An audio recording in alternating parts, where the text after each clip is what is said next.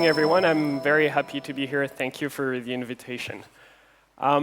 So as you all know, machine learning is bringing us a new computing paradigm.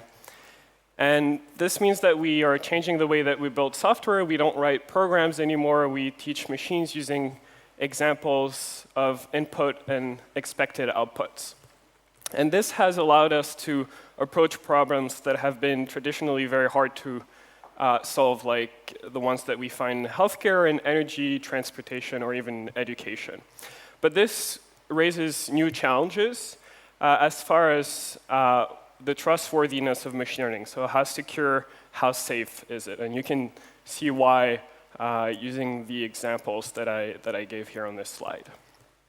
And I think it's useful to understand sort of the scope of these challenges, to look at a very simple example and sort of walk through the whole machine learning pipeline.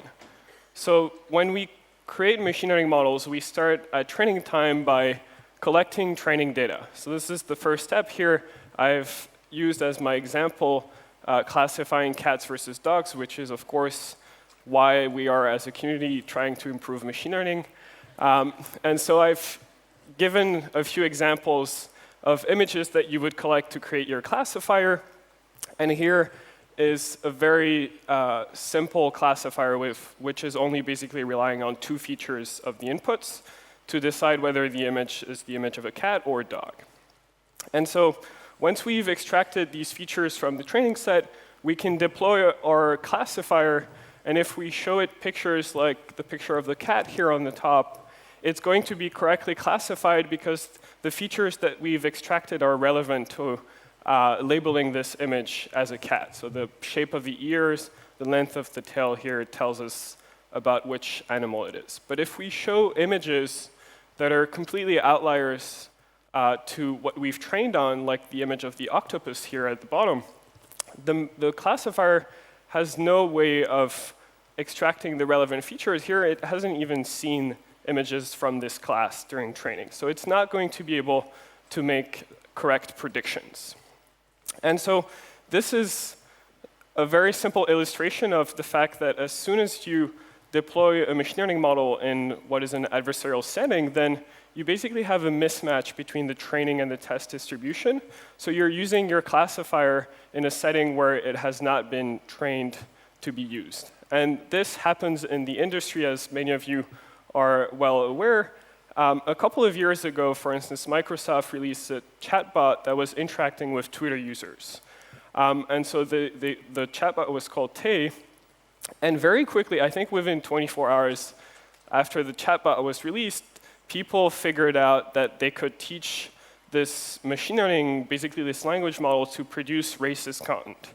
And so this is one example of a tweet that the chatbot created. It is like one of the few that I was comfortable putting on the slides. Again, you can Google more if you'd like, but I don't necessarily encourage it. And this is at test time, at training time. So basically what is going on here is you're polluting the training data of your model and forcing it to extract corrupted patterns that the model creator did not intend it to extract.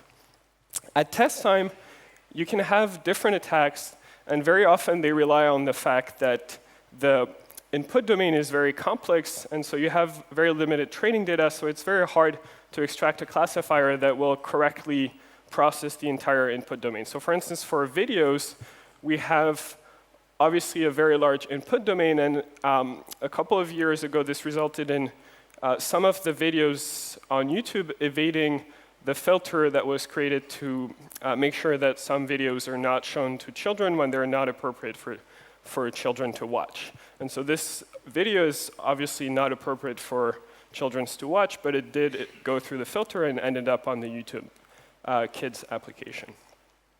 And sort of the question that this raises is, how well does machine learning generalize? And in particular, how well does machine learning generalize in adversarial settings? So here, coming back to my very simple example, you can see that I artificially biased the training data to have only images of cats that are white and dogs that are black. And so if you at test time showed the image of a white dog. If you have a model, for instance, like a deep neural network that has a lot of capacity, it will very likely overfit to the fact that animals that are white are cats. And so if you show it this image of a dog, it's not going to classify correctly. Similarly, if the only image in the training data with a green background is in the dog class, this image would be misclassified. And so these are very simple examples and sort of artificially constructed to illustrate what I'm trying to show here. But the unfortunate piece of news is that adversaries can systematically construct these inputs. So given a classifier that you'd like to attack, researchers found in 2013 that you can take an input to this classifier and compute sort of the worst case perturbation that will push the classifier's prediction away from the correct class towards a class that the adversary chooses. And so what is going on here is that you have this image here which is not modified, which everyone in the room classifies as panda, just like the machine learning model, with 60% confidence.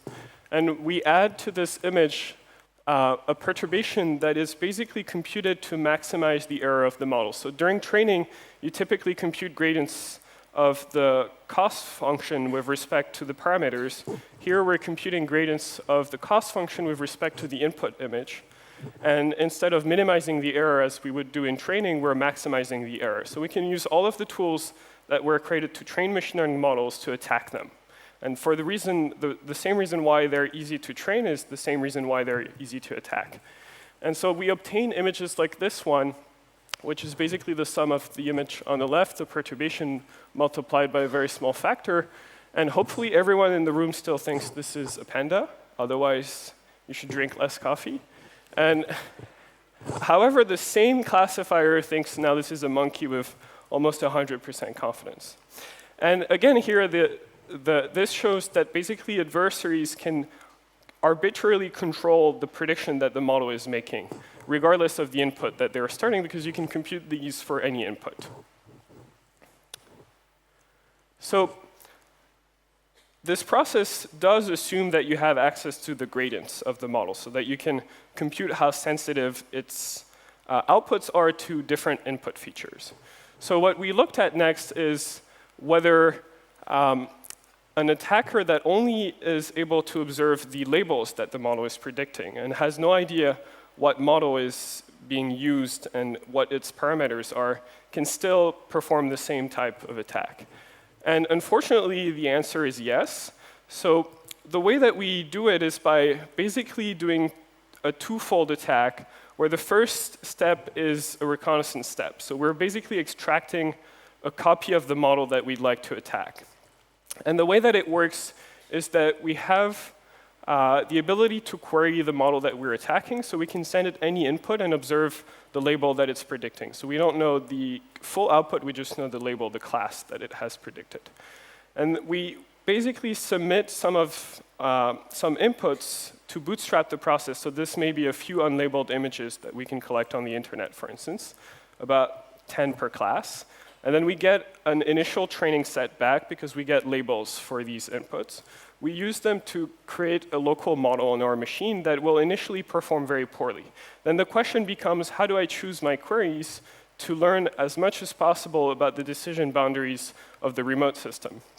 And the way that we do this is again using gradients, but this time of this local model, to find inputs that are close to the decision boundaries and sort of poke iteratively these decision boundaries, as well as inputs that are believed by the local model to be very good representative examples of individual classes. And so by sending a combination of these queries, we basically receive more labels from the remote system, and we can iteratively improve our local model, compute more synthetic inputs, and then gradually extract the decision boundaries from the remote system to our local machine. And these queries may not even be recognizable by a human. If you look at them yourself, you might not even assign a label to them. But that's not important, because the only point of this attack is to extract the model. And once we have a copy of the model, well, you guessed that the next step is to use the local copy to compute adversarial examples, because you can now run your white box attack and then transfer those to the remote system. So the question is, do these inputs transfer across machine learning systems? And in particular, do the adversaries need to know exactly what kind of machine learning technique you're using? Unfortunately, again, here the answer is no. The adversary does not need to know exactly what machine learning technique you're using. So in this experiment, what we did is we trained 5 types of machine learning algorithms. So neural networks, logistic regression, support vector machines, decision trees, and nearest neighbors. And for each of those, we found adversarial examples that evade this individual model. The model is on the vertical axis. And then we sent these very same inputs to the other 4 models. So the models here are the ones where we tested the inputs. And so each of the cells in this matrix is basically how likely the inputs transfer from the model to the left to the model to the bottom.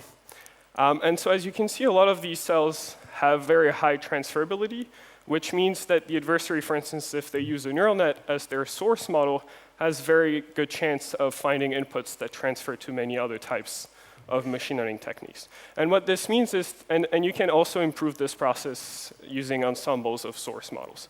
But briefly put, what this means is the adversary can not only attack your system if they only have the ability to observe the labels that it's predicting, but they also don't need to know anything about your system itself and how it processes these inputs. So this makes the attacks very practical, and what we showed is that we can conduct this attack in a properly blinded setting. And the way that we did this is we asked 3 providers at that time that were offering cloud platforms where you can ask them to train a model, and then they return an API where basically you can submit an input and observe the labels. But we had no way to know how they trained the model and using what regularization techniques and so on. This here is the number of queries that we had to make to extract the models. So we had a copy of each of the 3 models. And then one thing to notice, this number of queries is an order of magnitude smaller than the amount of training data I needed. So it's much easier to extract the model than to train it as the defender. And then here, this is the success rate of the adversary. So once we had the 3 copies, we used them to compute adversarial examples and then sent those back to the APIs. And this is the rate at which they misclassified these inputs. So obviously, the success rate is very high, despite the fact the adversary has no information about the different training algorithms used. And this is just, again, to show that as we move to inputs that are of higher dimensions, it's really hard to perceive the changes that are made to images. So the first row is unmodified images along with the model predictions under it. And these are all adversarial examples computed using this attack along with the model predictions. So you can see it's really hard as humans to identify that there were perturbations to the images. So the next question is, of course, how do you defend against those? One first difficulty for defending against adversarial examples is that each model has a very large error space. So if you take a test input, you can find lots of directions that are orthogonal to one another in which you can perturb the input and force the model to make a mistake. What this means is if you have multiple models, their error spaces are individually very large, and so the intersection of these error spaces remains large. And so it's easy to have transferability, and it's hard to defend using ensembles of techniques or voting mechanisms and so on. The other reason why it's hard to defend against adversarial examples is we don't know what adversarial examples are or how to define them. And that makes it very hard to know what we should be defending against. And in fact, we've seen an arms race in the community between attacks and defenses. And again, the reason for this is that we don't have a very good definition of what an adversarial example is, and we've relied on sort of a toy problem that we created a couple years ago to basically make progress towards achieving robustness, but now we're getting to a point where we are starting to see provable robustness to these types of adversarial examples, but this has created new vulnerabilities in machine learning models. So here, this is basically what we're asking from the model. We have a training image of a 3, and we want it to be a constant classifier in this LP ball around the image of the 3. What this means is the classifier has become overly constant, and it's not sensitive to changes that are relevant to the task. And so you have images like this 5 here, which is very close to this image of the 3 in the LP ball. And so the classifier that used to correctly predict this was a 5, because we've made it robust to adversarial examples, now thinks this is a 3. And so we've created a whole new space of attacks by trying to defend against a poor definition of adversarial examples. So the way that I'm interested in making progress in this in a completely different but complementary direction is not to make machine learning models that correctly predict on all inputs, because I don't think that's possible. What I think is important is to understand what the machine learning model can classify. And so I've been working on techniques to measure uncertainty in a way that is robust to adversaries. So the idea is basically that we open up the box, which also helps with explainability, and we look at the representations that intermediate layers are outputting in the neural network. And when these representations are consistent with the representations of the training data, we know that the classifier is generalizing properly. And what happens in adversarial examples is that initially the images are represented in a space that is close to the training data for the original class. And then as you go up the layers, the nonlinearities are building up and projecting the image in parts of the input domain that are close to the target class, the wrong class. And so you can identify this change in the representations by doing a nearest neighbor search in the representation spaces. And so this has helped us build uncertainty metrics that are very hard for the adversary to fool. Unfortunately, this is still not a provable guarantee. And I think this raises a long-term question of whether it is possible to achieve a principled approach to machine learning security. And in security, we typically do something very close to real-world security, where we balance the cost of the protection with the risk of the loss. If you have a house, you put a lock on it, it doesn't defend against bears entering your house, but it defends against most people that you would want to prevent from entering your house. Fortunately, I think machine learning is a sufficiently new computing paradigm that we can achieve security and privacy in a principled approach. And one example that I like to give is that machine learning is very easy to describe using mathematical components, a little bit like cryptography. And so that makes it a little bit more amenable to having principled approaches.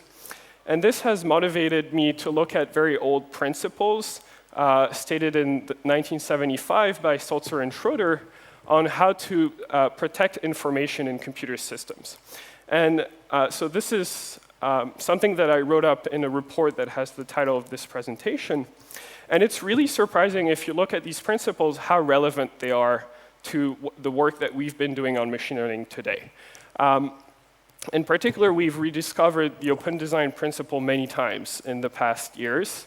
And things like transferability are a good example of why you should not rely on the secrecy of your model to get any security guarantees. But the reason that I mention these principles is I think they're good guiding principles to achieve principled approaches towards security and privacy. And I'll give an example through our recent work on privacy, which I think illustrates this point very well. So why do we care about privacy in machine learning? Well, because machine learning models overfit, and so you can that can reveal private information. If you have unusual training points like this Dalmatian dog in your training set, at test time, if you show this image, the classifier will have very high confidence because it has memorized this image because it's an outlier. So this is the easiest way to get a low training error on this image. But then if you show another image of a Dalmatian dog, it's not going to be classified with a lot of confidence. So this allows the adversary to basically tell whether individual points were or not included in the training set, which you can see can be very sensitive if, for instance, the model is trying to diagnose a medical condition. So how do we defend against these attacks? Well, we train machine learning models with privacy guarantees. And I'm going to introduce an approach here that we designed specifically to be easy to explain without going into the details of how you measure privacy leakage. And I'll show you why I think it's exciting in just a couple of slides. So the idea is very simple. You take your sensitive training set, you partition it in n subsets of data such that a single record is in only one of the partitions, and then you create one machine learning model on each of these partitions. So now you have n models that solve exactly the same task, but were trained independently. What do you do with them? Well, the most naive thing you can think about is to just ask them to vote for predictions, right? And so you just take the prediction that received the most number of votes from the teachers. This provides you with some intuitive notion of privacy, because if my data was in only one of the partitions, then I only influence one of the teacher votes. And so if a prediction is made and there is a large consensus, all of or most of the teachers agree, then this prediction is not violating my own privacy. It was made using other people's data as well. You can see, though, that if multiple classes receive a very similar number of votes, then my data can flip the class that received the most number of votes, because just one teacher changing their vote can flip the order of these bars and then change the output of the aggregation. So how do we deal with this? We just add noise to the histogram before we take the maximum. And so this is a very well-known mechanism which provides a notion of privacy called differential privacy. So you can prove that each of these labels that are produced by this noisy aggregation mechanism come with rigorous privacy guarantees. And so once we have this, we can use this labeling mechanism to train other models that are privacy preserving. So we can transfer the knowledge that we learned without privacy here in a privacy preserving way to other models, and then we can use these other models to respond to user prediction queries. And so we do have rigorous privacy guarantees for this final student model here.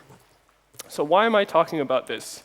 Because I think it shows a very nice synergy between privacy and generalization. So in security, we're typically people that come into the room and tell product teams, give me 3% of your performance, I will give you security.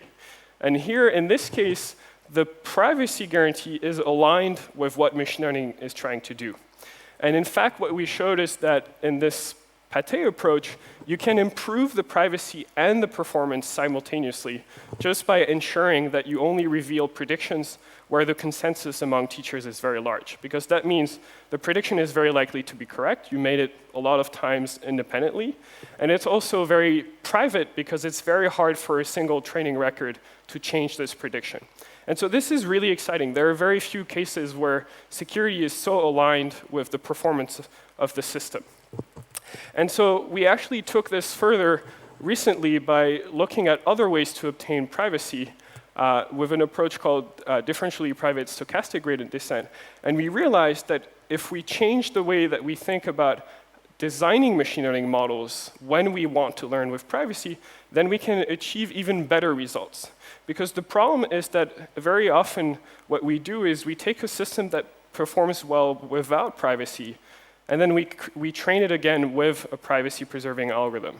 Instead, if we design the system directly with the fact that we're going to train privately in mind, then we can achieve much better results. And so this has changed sort of the way that we approach privacy. And I think it shows that if we think about security and privacy in a principled way during model design phases, then we can achieve much better results. And here, to give you an example, the change that we made was to go from ReLUs, which are the piecewise linear activations that most neural networks use today, back to 10H activation functions, which were used 10 years ago. And so the machine learning community moved away from these activation functions because they found that ReLUs are much simpler to compute and give better results. Well, when you want to learn with privacy, these activation functions perform worse because they're unbounded. So it's very hard to know how individual training examples impact the model gradients that you'll compute during training. Instead, if we go back 10 years in time and use 10H, they're bounded. So it's very easy to estimate the sensitivity of your model to individual training examples. And so by making these design choices with the privacy guarantees in mind, we were able to improve the accuracy by basically what amounted to the equivalent of 3 years of theory research in improving the privacy analysis. We got the same improvement by just making this simple change in 15 minutes.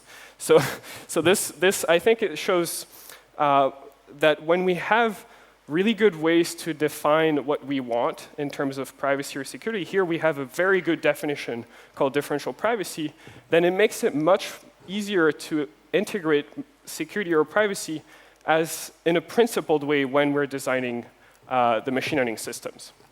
So I think I'm out of time, so I will skip these conclusion points. But if you have any questions, I will take them. And I'll leave you with 3 pointers. The first one is a blog post with a lot of content on this security and privacy for machine learning, and 2 libraries on security and privacy in machine learning as well. Thank you. Nicolas, thank you. I think we still have some time, and I have a couple of questions for you. So, do you have a notion of... The timer was lying. The timer, yeah, strict. OK. Do you have a notion of how the number of queries required to build a local substitute relates to its number of parameters? Yes. So in general, the more capacity the model that you're trying to attack has, the more queries it takes to extract the local substitute. What you should notice that it's unfortunately always at the advantage of the attacker, because the attacker doesn't really need to extract a very accurate model. It just needs to extract a model that has gradients that are sufficiently aligned with the model that it's trying to attack. And so having transferability between the local substitute and the model that you're attacking is easier than extracting a copy of the model that performs exactly the same way and has exactly the same performance. So unfortunately, that means it's not significantly harder for an adversary to attack a model that is a lot more complicated. And one more, I like this one. How does adversarial ML learning, machine learning copes with the dynamically evolving machine learning models? Oh, so I think, yes, when you have like online learning and the machine learning model is basically being trained continuously, this makes it even more vulnerable to poisoning attacks. But there are sort of simple strategies that you can come up with to sort of at least increase the cost of the adversary and force them to spread the attack across time. But yes, unfortunately, online learning does not help with, well, there's not much that helps with security in machine learning, but privacy is doing a lot better. Thank you very much. Thanks to Nicolas. My pleasure. Thank you. Thanks.